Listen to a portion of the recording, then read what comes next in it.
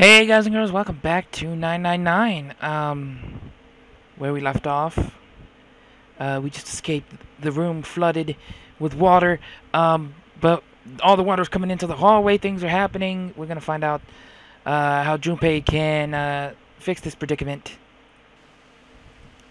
Accompanied by a wall of angry water, Junpei shot out of the room and into the opposing wall. Gasping to catch his breath, he looked around. He was in a narrow hallway. The water that had followed him out of the room was rapidly pouring out of the door. It flowed quickly down the hallway and slammed into the foot of the short flight of stairs. Just 5 steps, in fact, and at the top of this short staircase. A door! Another door! Junpei leapt up the stairs straight for the door. The door burst open and Junpei exploded out of it, only to freeze in his tracks. What other possible response could there have been to what he saw? What the hell? His voice trailed off, and all he could do was stare. A polished floor stretched out before him, ornate staircases rising up from the edges, each one of them equidistant. I can't say that word. Equestrian from the others. The stairs and pillars were solid wood and Art Nouveau embellishments and decorations covered the walls and pillars. It looked like nothing so much as the entrance to a luxurious mansion from the early 1900s. Junpei couldn't help but wonder, was he really in a ship? The water quickly filling the hallway behind him suggested that yes, he was. As he looked, a fresh wave rolled out of the room he'd been in, gathering speed as it moved toward the stairs. Yeah, that's what I thought. This is totally a Wait, what the hell? A wave? Shit! I gotta get out of here! Junpei spun around, his wet shoes squeaking in protest on the polished floor, and ran toward the tremendous staircase in front of him. C deck. B deck. B deck. As he ran, he glanced quickly at the plates mounted on the wall, denoting the decks of the ship. He took the stairs 2 at a time, not entirely sure where he would find himself, just as he began to wonder where, in fact, the stairs did lead. Junpei saw another person out of the corner of his eyes. Look at the one on their far right. He's like, ah! He stopped short, nearly tripping over the next stair, and looked. It wasn't just one person he'd seen. On the landing to the left of the stairs, there were 4 people staring at him. Oh. And on the right side, 3 more. All total, there were 7 of them. It looked as though they had been on their way down the stairs. They'd stopped short when they saw Junpei, their eyes wide. He'd done the same, of course, and now they stood there staring at one another.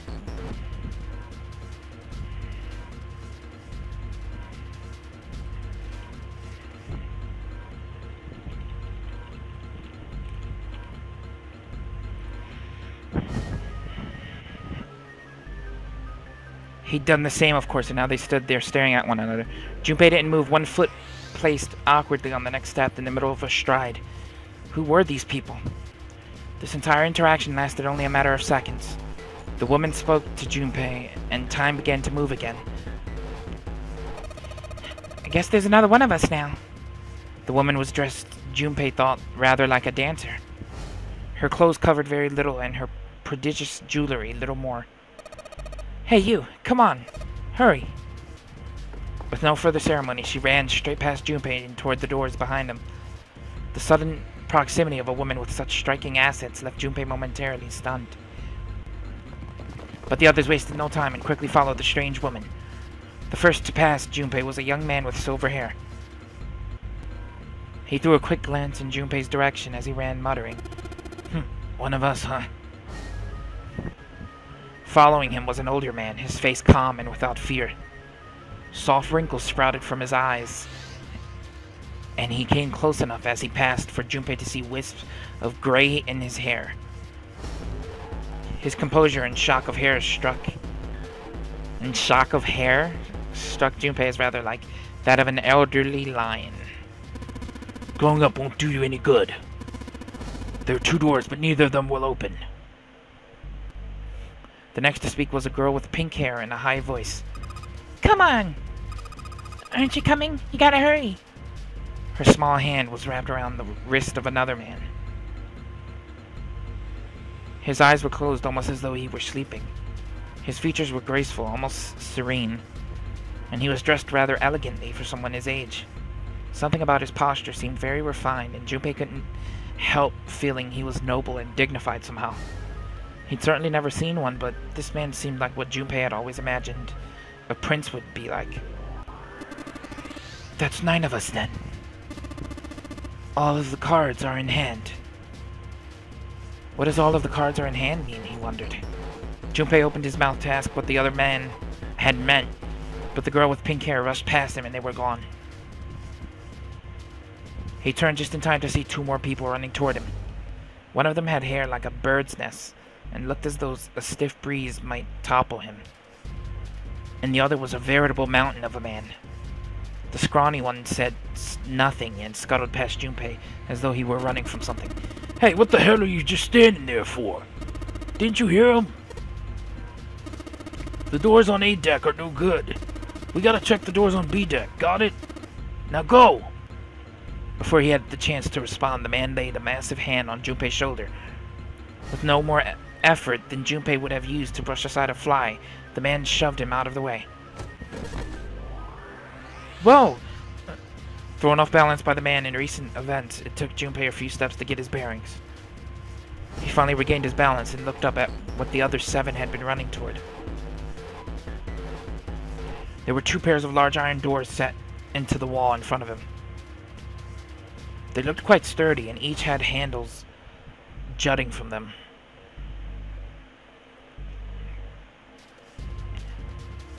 Written across the surface of each door in red paint was a number. The door on the right had a 4, and the door on the left had a 5. They're the same. The guy Junpei had decided to call Silver was mumbling to himself. The room I woke up in had a number on the door, just like that. You too, eh? With an arched eyebrow, the lion looked over at Silver. My cell was the same. A number upon the door. I opened it and ran down the hallway outside and found myself in the rather grand room. Full of stairs, as I suspect, did the rest of you. It was as though the floodgates had been opened. They all began to talk at once. Me too. I did too. Yeah, a door with a number on it. It soon became clear that each one of them had awoken in a room with a locked door and solved the puzzle to escape. They'd all ended up in the same room. Almost as though they'd been guided there. Yeah, we all saw the same thing. That's not important. We need to hurry.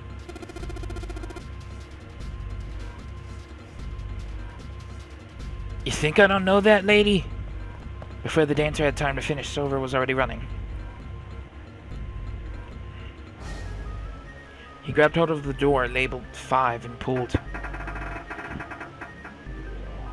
However, fuck, it's not opening. This damn thing won't even budge. Move. You're in the way. The mountain grabbed Silver's shoulder and tossed him aside. His path cleared. He took a few steps back, then threw himself at the door. Once. Twice. 3 times. 4 times. The door shook as his body slammed into it, but showed no sign of breaking and opening. Or opening. The mountain threw himself at the door again. Junpei turned toward the door 4. Next to the door on the wall was a small box. It looked just like the one that he'd seen in his room next to that door. If it was the same, then this door was likely locked.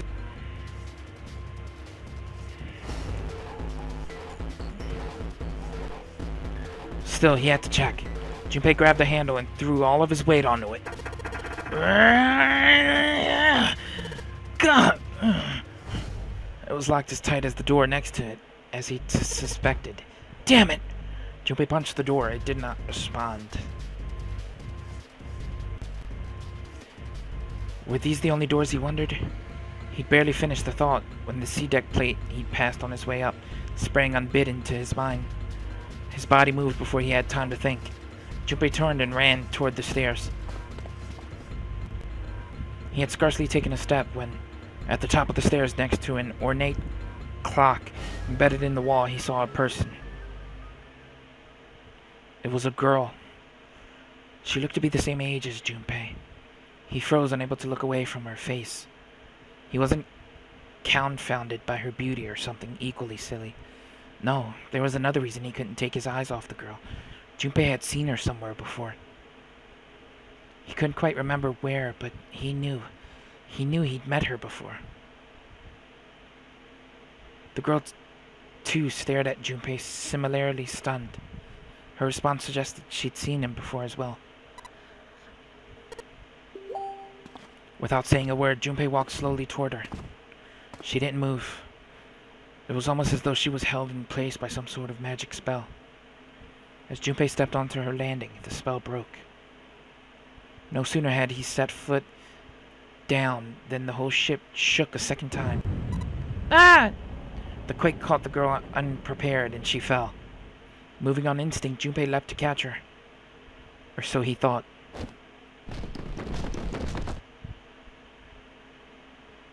Her face was far closer than it should have been, mere inches from his own.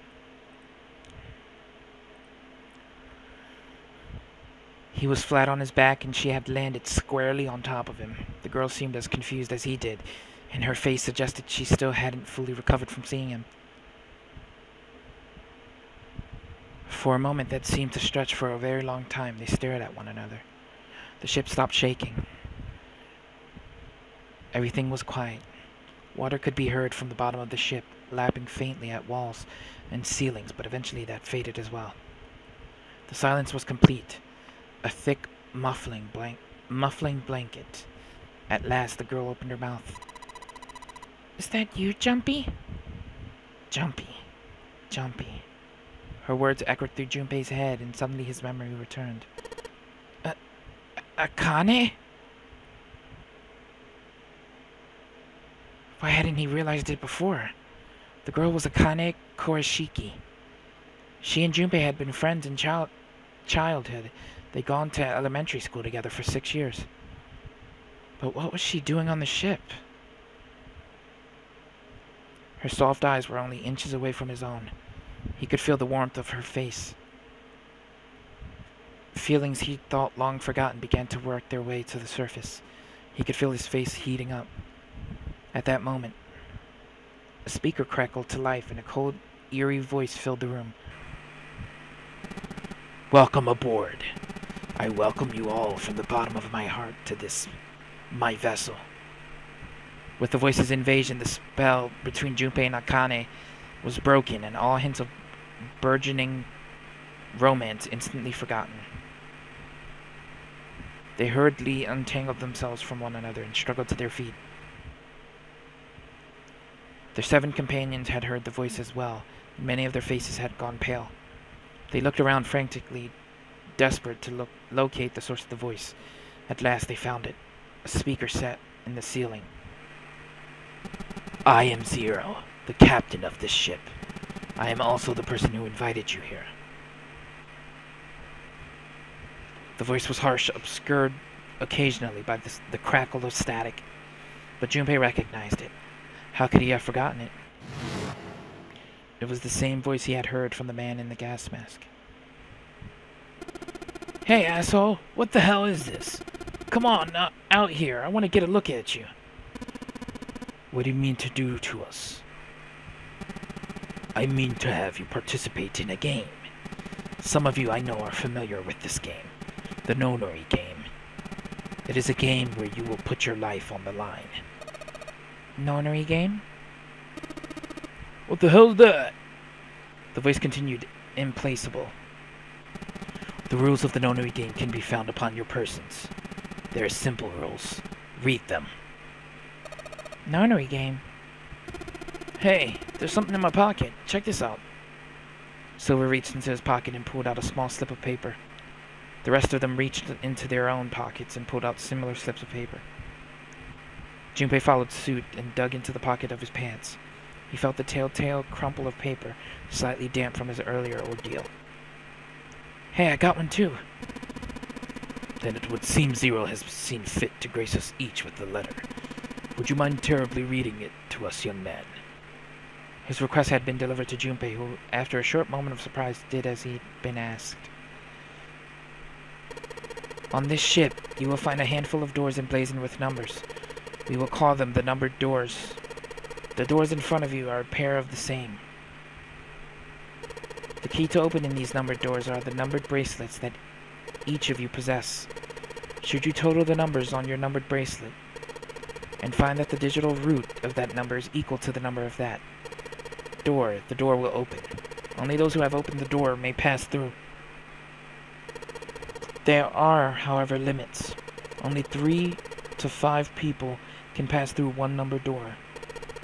All those who enter must leave, and all who enter must contribute. Bracelet. Junpei figured had to mean the bulky thing on his wrist.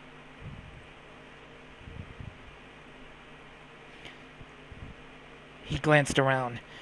It looked like everyone else had one as well, and had come to much the same conclusion. The purpose of the game is simple. Leave the ship alive. It is hidden, but an exit can be found. Seek a way out. Seek a door that carries a 9. Junpei had reached the end of the letter. There was a long moment of silence, and then the speaker crackled to life once more. There's one last thing I must tell you. As you have no doubt surmised, this ship has begun to sink. On April 14th, 1912, the famous ocean liner, the Titanic, sunk after being hit by an iceberg, something like that. After remaining afloat for 2 hours and 40 minutes, it sank beneath the waters of the North Atlantic. I will give you more time. 9 hours. That is the time you will be given to make your escape. The voice finished and the speaker went silent. The sound of a bell tolling echoed through the hall. It came from the dance hall adjacent to the stairwell. It took those assembled on the stairs mere moments to trace the sound to an antique clock embedded in the wall. 7, 8, 9. The sound of the 9th bell faded away. The 10th never came. That meant the time was 9 o'clock, most likely 9 o'clock in the evening. When Junpei had peered out the window of his cell, he'd seen nothing but blackness. It had to be nighttime. If that was the case, then they would need to escape by 6 a.m. the following day. Now it is time. Let our game begin.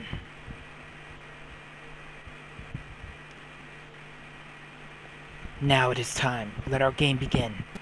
I wish you all the best of luck. The speaker went silent and did not speak again.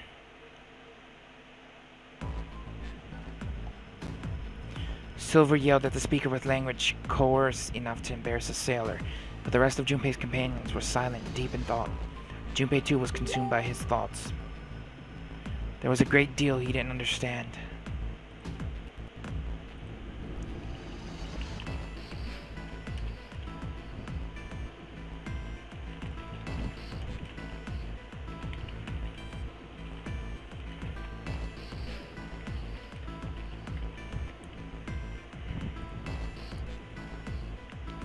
Who was Zero?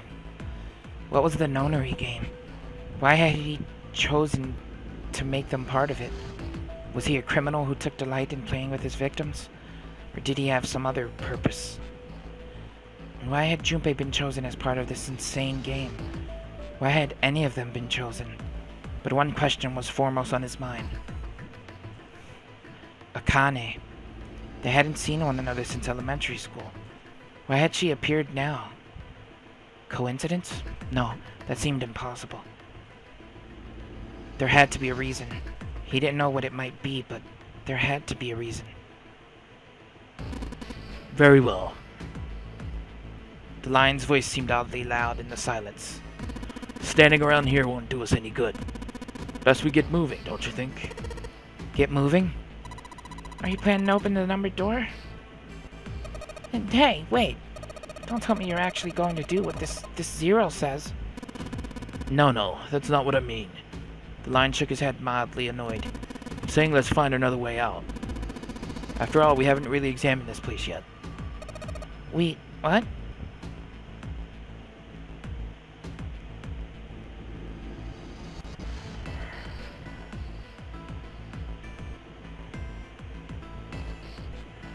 Their separate investigation finished, all 9 people returned to where they'd left one another. The result of all their work was nothing. They were completely sealed in. Their hard work had not gone completely to waste, however. They had learned a number of things as they scoured the parts of the ship they could reach. It seemed that they were confined to decks A through C. C deck was as far down as they would be able to go, however, the reason being that D deck was completely submerged. Strangely, however, the water had risen no higher than D deck. The flow seemed to have been stopped somehow, as evidenced by the surface of the water on D deck, which was as smooth as glass. The prince knelt down and gently drew his hand across it. Perhaps this zero fellow has used some sort of remote control to seal a watertight door lower down. He said that our time limit was 9 hours. In other words, this water won't rise for 9 hours. Then you're saying we won't sink till then? Well, that may be a little too optimistic. No point in wishful thinking. There were 3 metal doors on C deck. A single door stood off to the side, with 2 more on the wall facing the central staircase. None of them had numbers or verification devices. They were, however, locked like the other door. No matter how much they pushed and shoved, the doors refused to move. The mountain and the lion threw themselves against them a few times, but to no avail. The door in the back had a keyhole. Just above it was a strange mark in the shape of a circle surrounding a dot. There were 2 other doors on C deck as well, but it was clear they were elevators, as each had a button next to it with an upside-down triangle. They tried pushing the button. No response. Apparently there was no power running to the elevator. To the left of the elevator doors was a card reader. The card reader also had a strange mark on it. It looked like a lowercase h with a dash drawn across the upper stem. Junpei stared at it for a while. This is the symbol of Saturn. It's an astrological symbol. Then the mark on the other door. I think that was the sun symbol. They had seen the same symbols on A deck. There was a door on either side of the stairs. The one on the left had a keyhole with a similar symbol engraved on it. This is an Earth symbol. The horizontal line symbolizes the equator, and the vertical one represents the prime. The prime meridian. Junpei looked up at the ceiling. There was a great circle cut in it, perhaps for a skylight or a glass dome, but it had been filled with a gargantuan metal plate.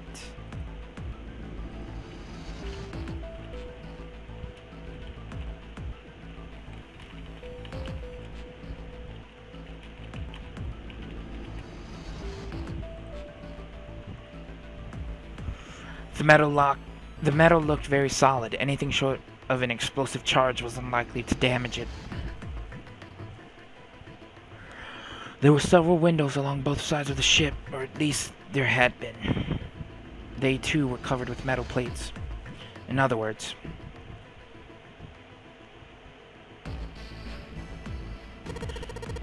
We're trapped. All the exits go nowhere. Junpei was not happy. The girl with pink hair spoke up. Well, I'm sure they go somewhere. We just can't open them. Then the mountain spoke. You don't know that. For all we know, they just open into walls or take us in circles.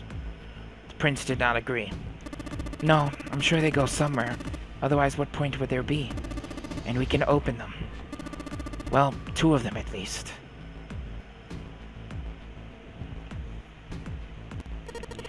You mean the numbered doors?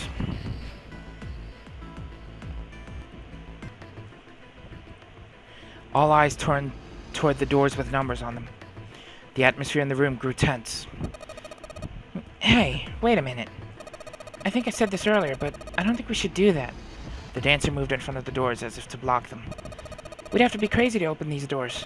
If we do that, we're doing exactly what Zero wants us to do. Suddenly, everyone began to speak at once. I agree. I don't. That's a terrible idea. We should keep going. We should stay. We don't have any other way to open any of these doors. We should just wait. Someone's bound to come find us. We don't have time for that. In 8.5 hours, this ship is going to sink. The clamor of voices made it next to impossible to determine who was saying what. Their arguments grew more and more intense until people were shouting and screaming at one another. Junpei had remained silent, but at last he could take no more. Hey! Shut up! They fell silent, and all eyes turned to Junpei. He felt each stare burning into him, but he refused to flinch. Before we try and decide where we're going, there's something else we ought to do. What's that? We need to exchange information. We don't know anything about each other. I want to know who you guys are. Who you are, where you came from, why you ended up here. Don't tell me you aren't curious, too. They were silent. Some of them looked the other way, or bit their lip, or crossed their arms and stared at the ceiling. But one of them spoke up.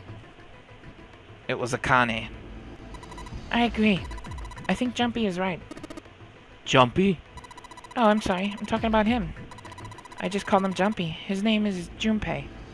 She pointed toward Junpei. We're childhood friends. We went to the same elementary school. Wait, stop. Don't tell us stuff we didn't ask you about. Zero's probably watching us right now. What are you gonna do if he's listening in? Would that be bad? Hell yeah, it would. We don't know how much that bastard knows about us. Maybe he just picked a bunch of random people to kidnap. If that is the case, then it'd be dangerous for us to let him know too much. If Zero knows who we are, he could go after our families. Maybe he'd tell us he had them to get us to do stuff, you know? But we still need to know what our names are. It's going to be hard to talk to each other if we don't have names. Alright then, why don't we have code names? To him, apparently, it seemed like the obvious solution. Code names? Yeah, we'll each pick something. Like, I'll be 7. 7? Why are you 7? It seemed a fair question. The mountain stuck out his left arm. That's his number. Because this bracelet number says 7. Oh, I get it. Yeah, that's a good idea. He smirked. Alright, I'm gonna be Santa. Any of you chumps know Japanese? No. No? Well, San means 3, so I'll be Santa. You? You know, like Santa Claus. Fits, don't you think? Then your bracelet number. Yeah, it's got a 3 on it. Good job, Grandpa. Just like the mountain had done, Silver thrust out his left hand. Sure enough, the face of his bracelet read 3. Very well then. I'll go next. My bracelet number is 1. Given that I think Ace seems appropriate. I'll be Lotus. As I'm sure you all know, it has 8 petals. Which means, of course, that my bracelet number is 8. I would appreciate it if you would call me Snake.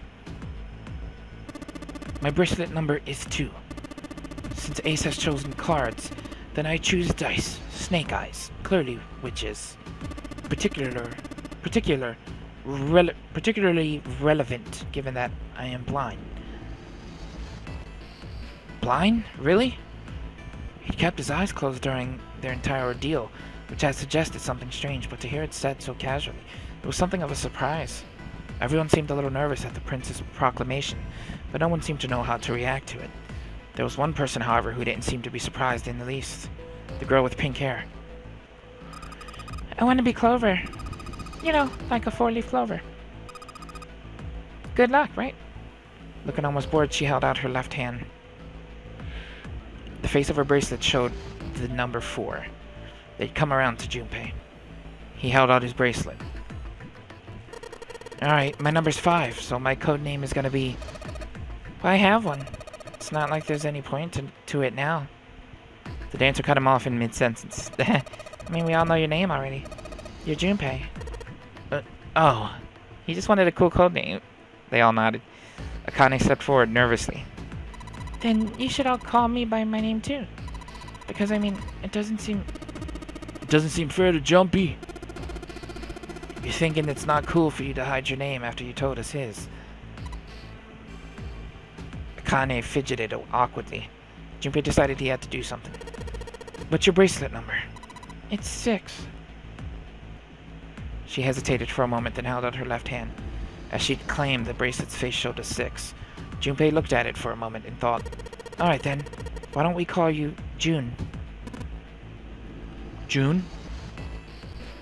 Yeah, you know, it's the 6th month of the year. So, you're June. Jumpy. Akane netted her hands and looked up at Junpei, uncertain. He smiled back at her reassuringly. You good with that? She thought about it for a few more minutes, then seemed to come to a decision and gave Jumpy a small nod. Or Junpei. My bad. Jumpy's kind of thinking now. The names decided. Junpei ran over them quickly in his head. 1 was Ace. 2 was Snake. 3 was Santa. 4 was Clover. 5 was Junpei's number. Akane was 6, and Junpei had given her the code name of June. 7 was 7. And 8 was Lotus. That meant that 8 of them, including Junpei, had revealed their bracelet number. But there was still one person left. He was the man with glasses and hair like a bird's nest. He hadn't said anything since they'd met on the stairs, and he didn't look like the sort of person who was inclined to conversation. His skin was pale, his breathing was heavy, and he was soaked with nervous sweat. His behavior seemed very suspicious, or perhaps simply emotionally unstable. It was difficult to tell. Whatever the case, it seemed clear that he had only a fingertip's worth of a grip on his sanity. The girl with pink hair, Clover, walked up to him slowly. She put her hands on her hips and eyed him suspiciously. What number are you? He didn't answer. His bloodshot eyes twitched from person to person, and his breath came in hot pants. Hey, I'm talking to you. The man licked his dry lips with a shaking tongue and spoke with a voice like old paper. Isn't it obvious? There are 9 people here, and you know who numbers 1 through 8 are. I'm the only one left. So you're 9? Yeah. He extended a trembling arm. The bracelet did indeed say 9. Clover looked at it contemptuously.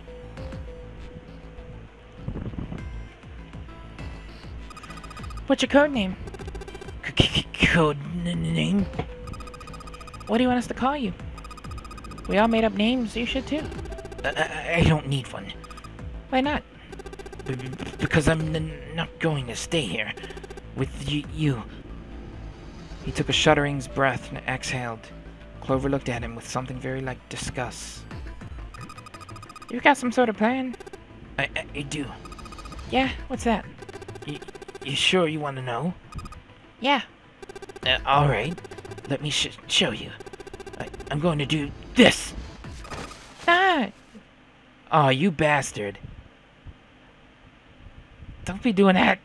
She's a young girl. By the time they realized what he was doing, it was too late to stop him.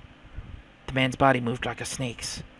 In the blink of an eye, he had slid around behind her and wrapped his arms around her waist. Hey, what the hell do you think you're doing? Santa leapt forward toward Clover and the 9th man. He was halfway there when... Stay back! Suddenly the man's hand dove into his pocket. Oh no. He came back out with a knife. A pocket knife. He held it to Clover's pale, quivering neck. If we get any closer, I'll cut her open. Santa skidded to a halt. He snarled at the scrawny man with the knife and gritted his teeth. Yes, that's right. The man's smile was neither friendly nor reassuring. Sweat poured down his neck, soaking the collar of his shirt. Clover, are you alright? The Prince Snake's voice sounded oddly concerned. Yeah, I'm fine. Her voice shook, making her words even less convincing. What the hell are you trying to do? I told you, this is my plan. What are you gonna do to her? What are you gonna do to her, you sick son of a bitch? Don't worry. I'm not going to do anything to her. If she just does what I tell her to, I'll let her go. He started to move backwards, slowly keeping his grip on Clover. Keeping their distance, Junpei and the others followed. Eventually, the man reached the wall. He gave a start as his back touched it, then glanced around quickly and spoke. Verify. Huh? The left. Look on your left. Do you see the device on the wall? Place your hand on the scanner panel, the round part. What if I don't? The man's nostrils flared and he looked like he was about to choke. Are you an idiot? What do you think? I could slit your throat right now. I'll kill you if I have to. All I need is your bracelet. Just do it. Do it now. He pressed the knife against Clover's neck hard. Slowly, she stretched her left hand out toward the device. Her back was to it, and she had to feel around for a moment before she found the circular panel. It made a cold electronic noise, and on the display above her hand, an asterisk appeared. So that's how it works, Junpei thought to himself. By placing one's palm on what the ninth man had called the scanner panel, the user's bracelet number would be entered into the device.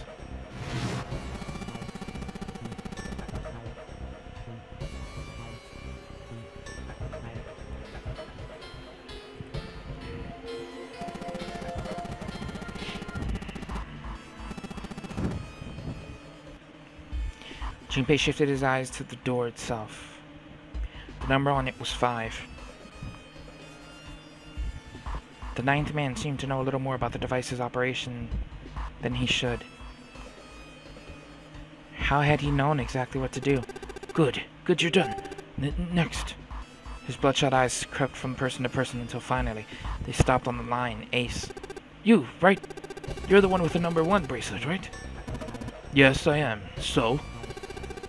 Then you're next. Just verify your number like this little brat did. What are you doing? Do it! Don't you care what happens to her? Okay, just calm down. Ace held up his hand, palms out. The ninth man jerked his chin toward the device. Slowly, cautiously, Ace moved toward the device. After what seemed like an agonizing eternity, he reached it. Now, verify. Ace nodded and placed his hand on the scanner panel. The device beeped again, and a second asterisk appeared. Now the device had Clover and Ace's number, 4 and 1. 4 plus 1 equal 5. The same as the number written on the door. But it wouldn't open just yet. Only 3 to 5 people can pass through one numbered door. The door needed at least one more person. Who would that be? Get back! His voice shook, but the knife he held to Clover's throat made his words a command. Ace took 2, then 3 steps back. No farther! More than that! Go all the way back! Slowly, Ace did what he was told. The ninth man's lips curled into a cruel, twisted smile. That was when Junpei understood his plan. Clover's 4 and Ace's 1, added to the ninth man's 9. 4 plus 1 plus 9 equal 14. 1 plus 4 equal 5. In other words...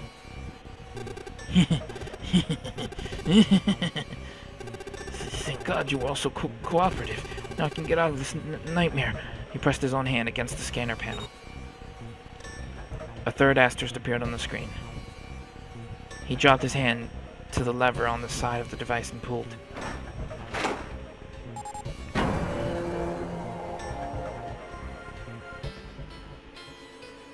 The door opened with a heavy metallic groan. He let go of Clover. Wait! Junpei leapt toward the ninth man, but he wasn't fast enough. The man shoved Clover. and hopped through the door. Okay, have a good one, guys. I'm going off ahead now. Well then, goodbye. He raised his hand and waved a twisted smirk on his face. Then he was gone. The door ground shut with a dull clang of metal on metal. Clover, are you alright? Snake ran to Clover's side as she lay on the floor. Yeah, I'm fine. She climbed unsteadily to her feet and once there leaned heavily on Snake's shoulder for support. Junpei ran to the door. The others followed him. Several pairs of hands grabbed hold of the handles and pulled. They grunted and strained, but... Shit! It won't budge. That was when Lotus, the dancer, spoke. Her voice was quiet. Do you hear something? Like what? Like some sort of beeping. Junpei pressed his ear against the cold metal of the door. The others did the same. You're right, I can hear it too. What is it? Then they heard something else. It was the ninth man. Shit! Why isn't it stopping? God damn it! You lied! Lied? This wasn't supposed to happen! This is wrong! This is wrong! His voice shook with fear. Safe on the outside, they stepped back from the door and looked at one another. What is happening in there? Open the door! Please! I'm begging you! Help me! Please get me out of here! Get me out! Junpei grabbed hold of the device. He slammed his hand on the scanner panel. Nothing happened. Why didn't it register him? He looked at the display where the asterisk had shown him. It said engaged. No, oh my god, there's no time left. Listen, I was lied to. He lied to me, he put me in here. It was him. He killed me. It was him. Ah,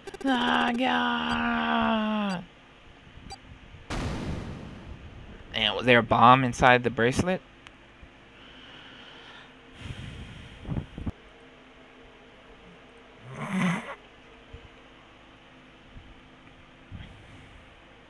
The explosion rocked the room.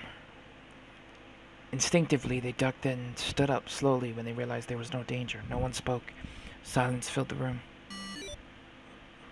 In that silence, the electronic tone that echoed across the room sounded as loud as a gunshot. All eyes turned toward it. It had come from the device mounted next to the door. The display changed from engaged to vacant.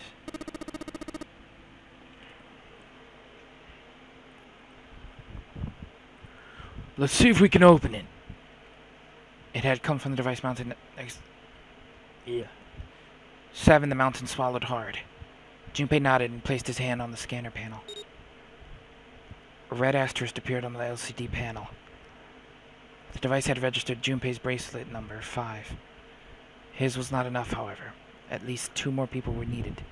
Junpei asked, which pair? So I can ask Ace and Lotus, Snake and 7, or Santa and June.